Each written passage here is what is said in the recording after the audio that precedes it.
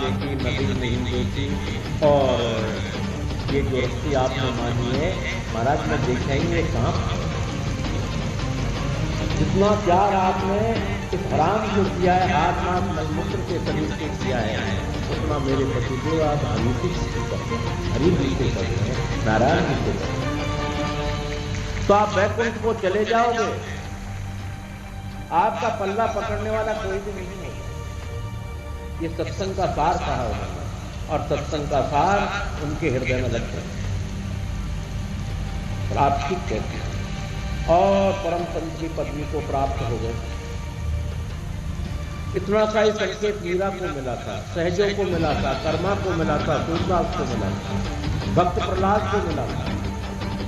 मेरे बिल्ली के बच्चे उबारो हरि हरि, मेरे बिल्ली के बच्चों का उद्धारण करते हैं। तो पूर्व जन्म के सोए हुए संस्कार वो सत्संग के बिना नहीं जलते। लोग कहते हैं सत्संग से क्या लाभ, मेरे प्रेम में इससे बड़ा कोई लाभ है हो सकता है। जो हृदय की जगी हुई सोती हुई रेजें, सोते हुए पुण्य, सोते हुए कर्म जागृत हो गए, इससे महान लाभ कोई और हो सकता है। कि बिन सत्संग विवेकन हो ही, राम कृपा बिन सुलभ न सोही। बिना सत्संग के विवेक नहीं हो सकता, और विवेक के बिना जागृति नहीं हो सकता। तो हमारे पूर्व जन्म के किए हुए संस्कार, अच्छे कर्म वो जागृत हो जाते हैं, और जीव को एक धुन लग जाती है कि मैं इसको पूरा करूं। और मेरे प्रेमी जिनके पूर्व जन्म के संस्कार हैं ही नहीं, वो तो अर्थ जवाब है। आग का पेड़ भी तो पेड़ है, सबसे ज्यादा हरियाला भाई जोन में देखिए, बड़े बड़े चौड़े चौड़े पत्ते, और थोड़े से पत्ते वो तोड़कर दूर दूर बह निकलता है। जवासे को आप देखेंगे तो मई और जून की आ जाने के बाद सत्संग हुआ, सत्संग से हमें पूर्व जन्म की स्मृति आती है, और वो स्मृति जागृत होती है, निश्चय होती है। इसमें कोई शंका कभी भी नहीं हो सकती। अगर आप झुटलाना चाहें तो नहीं झुटला पाएंगे कि संस्कृत जो पुरानी हमारी जागृति वो जागृत होती है। तो जितने भी हमारे संत, अच्छे सदृष्टि, अच्छे परिवार वाले, सब अच्छे कामों पर किसी कहीं से कोई शब्द के पीछे लगे, इसका मतलब उनका पुण्य उदय हुआ, जागृत हुआ। तो सत्संग बड़ी महान चीज है, और सत्संग से अनेक लाभ भी मिलते हैं। जैसे एक चोर था, चोर जब अपने 4 बेटों से मरने लगा तो बड़ा भारी दुख कष्ट पा रहा था, प्राण नहीं निकल रहे थे। चारों बेटे आए, मेरे बेटो हम तुमसे एक बात कहना चाहते हैं, अंतिम में अगर तुम हमें वचन दे दो तो हम प्राणों को आराम से त्याग देंगे। हाँ पिताजी, आपके प्राण निकल गया, एकादशी करने को राजी, दान पुण्य करने को राजी, और भगवान की कथा कराने को राजी, सब तरह से राजी। बोलो पहले मेरी बात सुनो भाई, उसके बाद राजी। कभी भी कथा मत सुनना, कराना तो बड़ा दूर रहा। सत्संग में कभी भूल कर मत जाना, और कभी भी ब्राह्मण को अपना दरवाजा, संत को अपना दरवाजा मत देखने देना। दरवाजा ही बुलाने का दूर रहा। कभी भगवान के मंदिर में दर्शन करने मत जाना। अगर ये तुम मुझसे प्रतिज्ञा कर लो तो मैं अपने प्राण आराम से त्याग सकता हूं। अच्छी बात होगी, ये बिल्कुल प्रतिज्ञा करते हैं, आप अपने प्राणों को त्याग दीजिए, चोर की मर गए। चारों पुत्र ऐसा ही अपना नियम बनाए रखे। एक राजा के चोरी करने गए तो चोरी उन्होंने की, वही राजा गए तो कौन से खाली आएंगे, चोरी करनी थी। पीछे से घुड़सवार चल रहे हैं,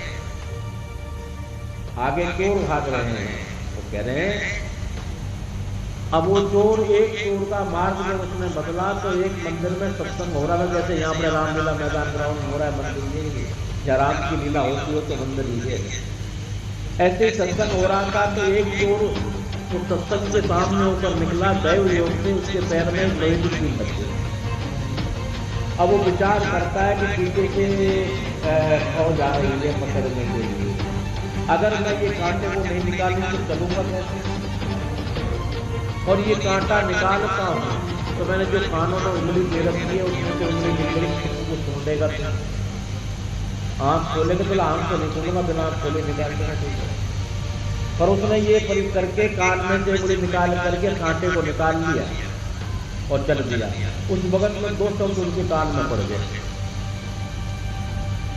उस वक्त पंडित जी कह रहे थे कथा में कि देखो भाइयों, देवताओं के परछाई नहीं होती है और देवता में पृथ्वी तत्व न होने के कारण पृथ्वी से 1.25 हाथ ऊपर रहते हैं।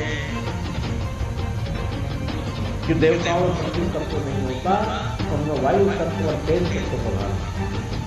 चला गया, भाइयों से मिल गया घर पर। बोलो भाई हमने एक कथा हुआ सत्संग सुन लिया, पर सत्संग में सुना कुछ नहीं है, बकवास सुनी। देवताओं के छाया नहीं कि हमें क्या लगा जाना, और वो जमीन के ऊपर रहते हमारे तरफ से उड़े तो जो कुछ करे तो हमें क्या लगा जाना है, उनमें थोड़ा कुछ नहीं। समय पा करके राजा के विशेष प्रकार के खोज करने वालों ने निर्णय कर लिया कि यही चोर है। रात्रि को देवी की मूर्ति अर्थात देवी का प्रतिबिंब या देवी का जो रूप बना करके वो पहुंचे और कहा कि चोरो, तुमने हमारा जो वायदा किया था भोग प्रसाद का वो नहीं चढ़ाया है। बोलो महारानी चोरी बहुत बड़ी की है हमने, इसलिए हम बहुत बड़ा जश्न मनाना चाहते हैं आपका। छोटा सा क्या करें, तो थोड़ा समय की इंतजार कर लें, शादी थोड़ी बहुत में ठंडी होगी। बोलो नहीं नहीं मुझे तो आज चाहिए, वरना मैं तुम्हारे प्राणों का हनन कर दूंगी रात को ही। बोला अच्छी बात है महाराज, अभी जो है कल से हो गया, पर सुबह नहीं, जो तुम्हारा पास घर में तैयारी है वो अभी लेकर मेरे साथ चलो मेरे स्थान पर। वो अपने आया, उनका भाई देखो मैं देख लूँ, लालटेन देख रहा है तो चारों तरफ घूमा तो परछाई घूम रही थी इससे।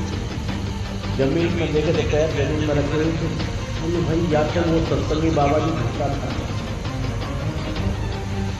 जितने कई देवताओं के पैर जमीन के ऊपर होते हैं कि उनमें तेजस सबसे ज्यादा होता है और परछाई नहीं होती है उनके, क्योंकि उनमें पृथ्वी तत्व नहीं होता, पृथ्वी तत्व नहीं। उन्होंने खड़ग तलवार लेकर के और उसकी गर्दन काटी। किसकी देवी थी?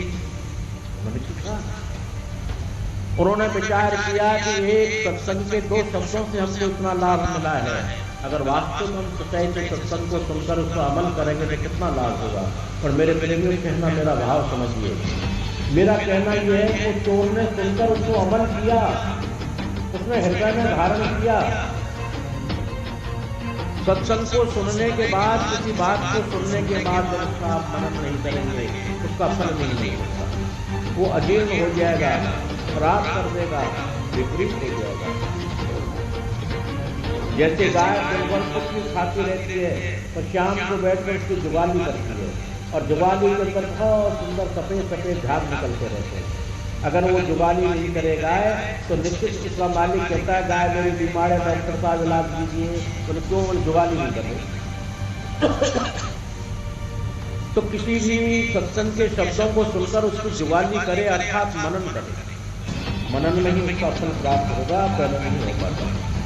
तो सत्संग का लाभ तो आपको बताया कि सत्संग का लाभ है।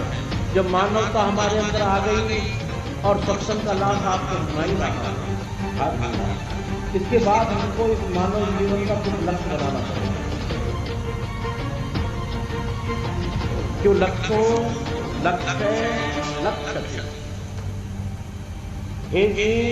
तो किसी चीज का लक्ष्य बना और लक्ष्य बनाकर उस लक्ष्य को देख, चुप मत हो जा, और देखने से गुजारा नहीं हो रहा उस पर चल। तो मानव जीवन का कुछ लक्ष्य तो हमारा होना चाहिए।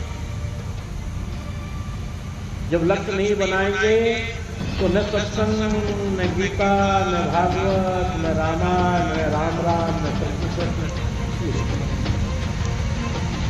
लक्ष्य बनाकर उसको देखना, देखने का मतलब है शास्त्रों से, वेदों से, पुराणों से और संत से, संतवारियों से उसको देखो।